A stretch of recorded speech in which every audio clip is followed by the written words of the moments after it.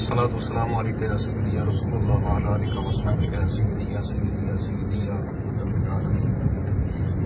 محمد ویس قادری عرض کر رہا ہوں جی، الحمدللہ ثم الحمدللہ جامعہ نظامیہ سے فاضل ہوں، اور حضور قبلہ نائب محدث اعظم پاکستان ابو محمد رشید قادری رضوی رحمۃ اللہ تعالیٰ علیہ سنت شیعہ والے، آپ سے میری نسبت ہے۔ میں نے اس سے قبل تو خیر کوئی ایسی ویڈیو وغیرہ نہیں بنائی ہے، لیکن مجھے اب مجبوراً یہ بنانی پڑ رہی ہے اور میں اس کی ضرورت محسوس کر رہا ہوں، اور میرا خیال ہے کہ مجھے باقاعدہ طور پر اس طرف آنا پڑے گا۔ اور یہ جو کام اس وقت بلال نورانی نام کا ایک شخص جو ہے وہ کر رہا ہے، اور اس کے ساتھ جو دو چار مولوی حضرات بیٹھ کر دفاع کر رہے ہیں مسعود احمد لسانی سرکار کا، میں ان حضرات کو اپنا ایک پیغام دینا چاہتا ہوں کہ یار خدا کا خوف کرو، آپ نے اللہ کو جان دینی ہے۔ رسول کریم صلی اللہ علیہ وسلم نے قبر میں آ کے پوچھنا ہے، آپ کیا منہ دکھائیں گے؟ یہ جو اللہ اور اس کے رسول کی گستاخیاں کر رہا ہے، فرشتوں کے ساتھ گستاخیوں کا مرتکب ہو رہا ہے، اس بندے کی آپ حمایت کر رہے ہیں۔ اور وہ جو جتنی آپ نے کالیں کی ہیں، وہ مبشر شاہ صاحب سے آپ کی جتنی گفتگو ہوئی ہے وہ ساری ہمارے علم میں ہے، وہ میں جانتا ہوں۔ آپ نے پہلے سارا کچھ انکار کر دیا جی، میرے تو علم میں نہیں ہے جی، ایسا تو کچھ کتاب میں تھا ہی نہیں جناب، وہ بعد میں ڈال دیا گیا ہے جی، میں تو جناب اس کا قانونی کارروائی کروں گا۔ میاں آپ ہوش کریں، خدا کا خوف کریں، اللہ سے ڈریں۔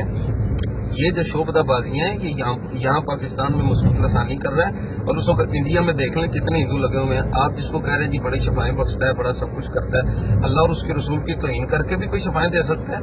مجھے ایمان سے بتائیے گا، اہل بیت اطہار کی توہین کر کے کوئی شفائیں دے سکتا ہے؟ حضرت سیدہ عائشہ صدیقہ رضی اللہ تعالیٰ عنہ کی شان میں اس بندے نے کیا کہ جملے وہاں پر لکھے ہوئے ہیں، آپ پوچھتے ہیں اوپر سے اور سوال کر رہے ہیں جی آپ کون ہوتے ہیں پوچھنے والے؟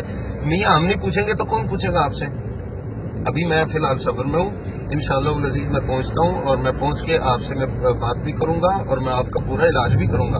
خدا سے ڈر جائیں، اللہ سے ڈر جائیں، اور یہ چند ٹکوں کی خاطر جو آپ اپنا ایمان بیچ رہے ہیں مسعود لسانی کے ہاتھ میں، یہ آپ کو آخرت میں اور قبر میں کام آنے والا نہیں ہے۔ بس یہ پیغام میں نے آپ کو دینا ہے، انشاءاللہ العزیز عنقریب آپ کا آپریشن شروع ہونے والا ہے، اور آپ کو پتہ ہی نہیں ہے کہ آپ کو کہاں سے پکڑ ہونے والی ہے۔ آپ ڈریں، خدا کا خوف کریں، اور یہ مکر و ریاض پہ بہانے یہ جو آپ کر رہے ہیں نا، یہ جو جناب تصوف میں یہ سب جائز ہے، تصوف میں یہ ہوتا ہے وہ ہوتا ہے، کیوں اہل سنت کو بدنام کرنے پر تلے ہوئے ہیں؟ کون سا تصوف ہے جو رسول کریم صلی اللہ علیہ وسلم کی شریعت سے متصادم ہے؟